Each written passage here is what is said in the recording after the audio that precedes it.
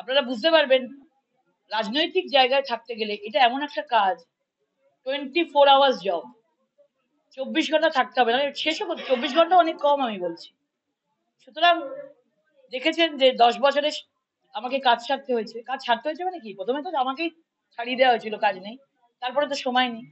সুতরাং দু জায়গায় করে মানে নুসরাত মিমির মতন করে ভোটটা নিয়ে নিলাম, তারপরে 5 বছর আর দেখা নেই, তারপরের বছর আবার নতুন একটা কোনো ট্যাকটিক্স, নতুন একটা কোনো বুদ্ধি লাগিয়ে আবার ভোট নেওয়া, এটা মমতা বন্দ্যোপাধ্যায়ের একটা স্ট্র্যাটেজি হয়ে গেছে। এই স্ট্র্যাটেজি এবার আর কাজ করবে।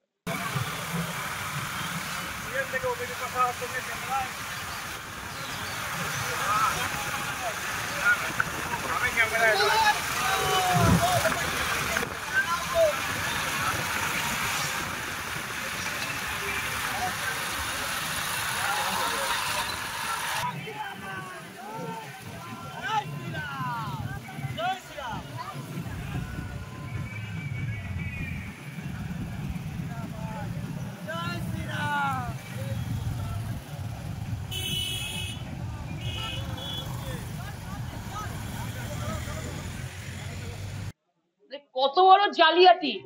এরা আগামী দিনে কিছু করবে, এরা আগামী দিনে মেকআপ দিয়ে তারা এখান থেকে ভোটটা নিয়ে বেরিয়ে যাবে। তাই জন্য সকলকে সতর্ক হতে বলবো।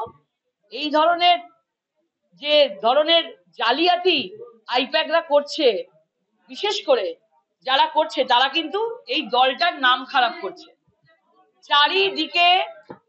চারিদিকে আইপ্যাক ভেতরে ঢুকে গেছে, শপিং করা শুরু করেছে, কাকে যুক্ত করানো যায়, কাকে যুক্ত করানো যায়, শপিং করছে আইপ্যাকরা। ভাবছে কি টাকা ছড়াবো, শপিং করে নেবো। আইপ্যাকের যিনি হেড আছেন প্রশান্ত কিশোর নিজে বলে গেছেন এইবারে বিজেপি বাংলাতে সবচেয়ে ভালো ফল করবে। এরা অভিষেক বন্দ্যোপাধ্যায়কে দেখাতে চাইছে দেখুন আমরা কত কাজ করছি।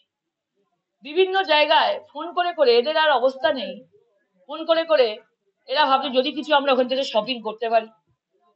এই নির্বাচনের 20 তারিখের পর এদের ছুটি হয়ে যাবে, এরা আবার ব্যাগ তল্পা নিয়ে অন্য জায়গায় যাবে। নিজের দলের লোকেদের তো খুশি করতে পারেনি, তাই বিভিন্ন জায়গায় গিয়ে গিয়ে তারা টক্কর মেরে দেখছে যদি কেউ পায়। এই ধরনের যা যা জিনিস চলছে, আইপ্যাক যা যা কাজ করছে, তাদের নাম, ফোন নাম্বার, তারা কোথায় কি করেছে না করেছে আপনাদেরকে প্রমাণ সমেত আপনাদেরকে হাতে দেব। এই আইপ্যাক তৃণমূলের পরিবারটাকে, তৃণমূলের দলটাকে আপনাদেরকে বললাম নষ্ট করে দিয়েছে। এই আইপ্যাক অভিষেক বন্দ্যোপাধ্যায়ের তত্ত্বাবধানে এই আইপ্যাক যেটা চলছে, তাদের সবকটা নেতাকে নষ্ট করে দিয়েছে, তাদের সম্মানকে নষ্ট করে দিয়েছে, ধুলোয় মিশিয়ে দিয়েছে। যে মানুষটাকে আমরা শোকজ করেছিলাম, যে মানুষটাকে আমরা এসসি মোর্চার সভাপতিকে আমরা বলেইছিলাম তাকে কখনো মঞ্চে তোলা হয় না, আজকে মমতা বন্দ্যোপাধ্যায় তাকে মঞ্চে তুলিয়ে বলছে। তাহলে ভাবুন তৃণমূলের অবস্থাটা কি দাঁড়ালো। তৃণমূলের কোনো ক্লাস বলে কিছু নেই, সে গেছে, আমরা তাকে অনেক আগে থেকেই তাকে নজরে রেখেছি, ভাগ্য ভালো তাকে বের করে দিইনি। তাকেই তৃণমূল নিয়ে গিয়ে মঞ্চে তুলে বক্তৃতা দেওয়াচ্ছে মমতা বন্দ্যোপাধ্যায় মুখ্যমন্ত্রী সেম স্টেজে। তাহলে ভাবুন তাদের ক্লাসটা কোন জায়গায় গেছে। মানে কি বলবো, হাতা খুন্তি সাঁড়াশি বালতি মগ কোনোটা ছাড়ছে না, সব কিছু দিয়ে চেষ্টা করছে কিভাবে বিজেপিকে মেলাইন করা যায়। কারণ বিজেপির সকল আমরা কার্যকর্তারা যেভাবে এই 2 মাসে আমরা কাজ করেছি, মানুষের কাছে পৌঁছেছি, 17,62,00,000 টাকার কাজ করেছি, একটা পয়সাও বাকি রাখিনি। প্রথমে শুরু করেছিল সাংসদ কোনো কাজ করেনি, রিপোর্ট সামনে এনে দিয়েছি, বলুক গিয়ে। প্রার্থী বলছে প্রমাণ দেখাও, লাইটের তলায় গিয়ে দাঁড়িয়ে যাক, অ্যাম্বুলেন্সের তলায় গিয়ে দাঁড়িয়ে যাক, জলছত্রের তলায় গিয়ে দাঁড়িয়ে যাক, গিয়ে দেখে আসুক, সে প্রমাণটা পেয়ে যাবে। 17,62,00,000 টাকার কাজ করেছি, এরপরে আর কেউ দেখছেন বলছে না যে সাংসদ কাজ করেনি। আর বলবে কি করে এত বড় মিথ্যা কথা। সেই জন্য এই ধরনের নোংরা কিছুর আশ্রয় নিয়েছে। একটা কথা বলি, তৃণমূলের জাত আদর্শ একদম নোংরা হয়ে গেছে।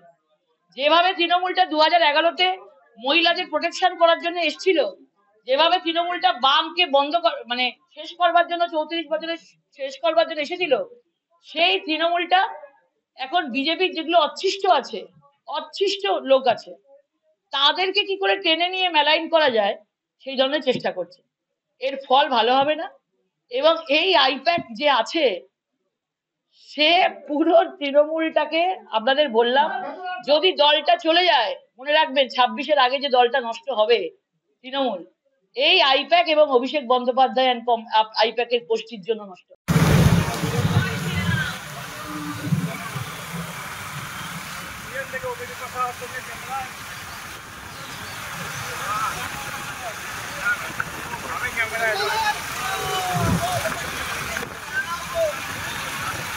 নিশ্চয়ই সন্দেশখালী তো একটা পার্ট হয়ে গেল, দ্বীপের মতো হয়ে গেছে, এবং সেখান থেকে মানুষ আসতে পারবে না। সিবিআই নিজাম প্যালেসে কতজনকে ডাকবে? সুতরাং সেইখানে করেছে, মানুষদের আসতে অসুবিধা হবে না। আমাদের তো মনে হয় এরকম ধরনের প্রত্যেকটা জায়গায় হওয়া উচিত। দুয়ারে যদি সরকার থাকে, তাহলে দুয়ারে সিবিআই থাকবে না কেন? থাকা উচিত, কমপ্লেন নেওয়া উচিত, তাহলে মানুষের দূর দূর থেকে আসতে অসুবিধা হয়।